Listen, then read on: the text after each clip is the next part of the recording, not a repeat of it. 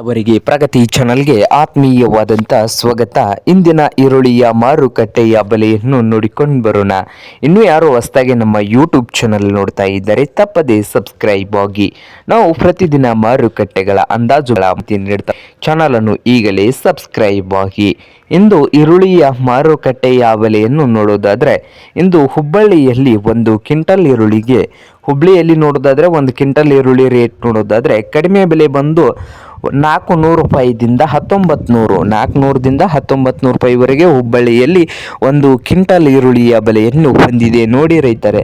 ಹಾಗೆ ಇನ್ನೊಂದು ಮಾರುಕಟ್ಟೆ ಬಾಗಲಕೋಟೆಯಲ್ಲಿ 800 ರೂಪಾಯಿದಿಂದ 1600 ರೂಪಾಯಿವರೆಗೆ ಬಾಗಲಕೋಟೆಯಲ್ಲಿ ಒಂದು ಕ್ವಿಂಟಲ್ ಈರುಳ್ಳಿಯ ಬೆಲೆಯನ್ನು ಹೊಂದಿದೆ.